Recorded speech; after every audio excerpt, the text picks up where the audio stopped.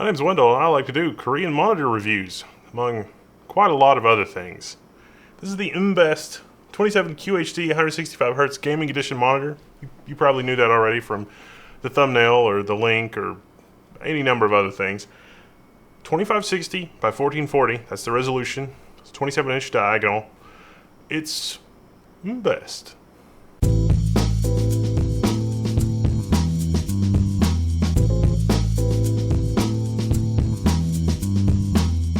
$165Hz. You know, a lot of monitors are just very dishonest with their specs. You pretty much have to get out stuff and test them. So, that's what I do. The Mbest monitor, is it actually 165Hz? That's the first question, and then we'll talk about everything else. So, the answer is, yeah, pretty much. I mean, I've got a high-speed camera. I can capture 180 FPS, so doing the high-speed footage, there's 1 to 2 frames worth of square. There's a little bit of a red afterglow sometimes, so I think probably around 150 FPS, give or take, because even with using a really high shutter speed and using high-speed photography, there's a little bit of overlap, but 150 FPS on a TN panel, not bad.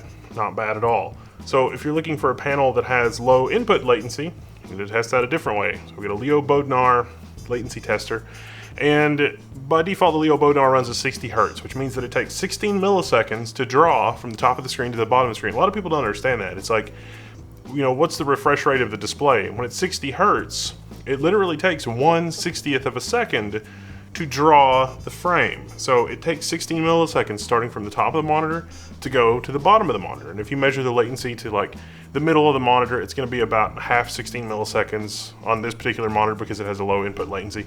At the bottom is going to be close to 16 milliseconds in this case 17.8, and then at the top it's like 2 point something. So in terms of how much extra latency does this monitor introduce from the time the graphics card starts to display it, the answer is about 2 milliseconds, a little less, which is awesome. That's actually very fast.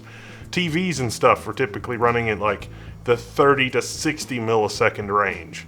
So the fact that it's only adding a couple of milliseconds is pretty good, and that's probably actually even less when you're running at like the 120, 144, 165 Hertz range. Which, by the way, this monitor has several different refresh rates that it supports other than 165 Hertz, but 165 Hertz does really work.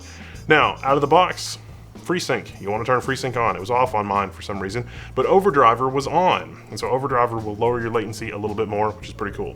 All right, let's talk about fit and finish. It's a plastic monitor. It's got a VESA mount. That's pretty cool.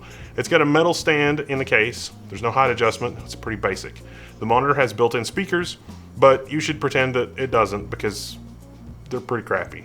So they're not good enough for listening to music or movies or anything. They're good for like clicks and whistles. That's about it.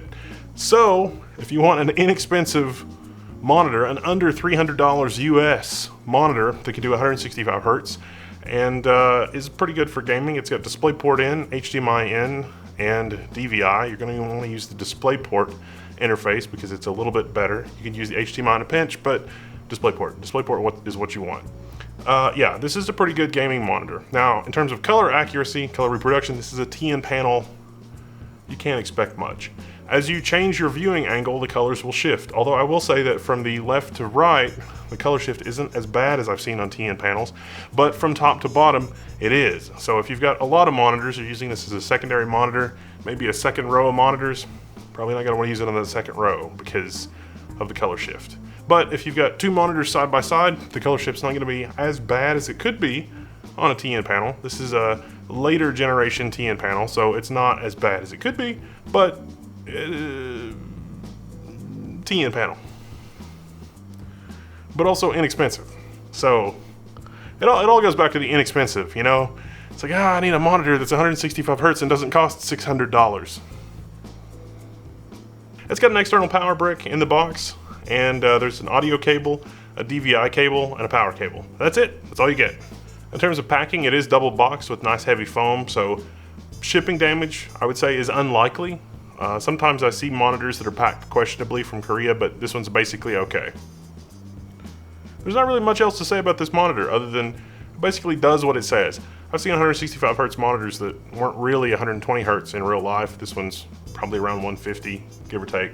I mean, you know, what constitutes on for a pixel and what constitutes off for a pixel. That's why there's disagreement as to what the specs are. It's sort of an interesting situation that we find ourselves in with monitor specs. But yeah, 150 hertz plus, real smooth, pretty cool, works with Linux, but it's a monitor. I mean, why wouldn't it work with Linux? In terms of price comparison, at least at the time of this video, there are comparable monitors that are a little over $300, and there are premium monitors that are quite a bit more than $300. If you don't mind having a little bit of a weak stand and no speakers, 2560 by 1440, 165 hertz. This would be a good gaming monitor if you're looking to break into 2560 by 1440 gaming. You got a little bit more powerful graphics card and you want to do high frame rate gaming above 1080p, this wouldn't be a bad monitor to get for that. So, Mbest. There you go. I'm Wendell, this is level 1. I'll see you in the forums. If you have any questions or you pick one up and you want to show pictures, post them in the forum. I'd love to see it. I'm signing out and I'll see you there.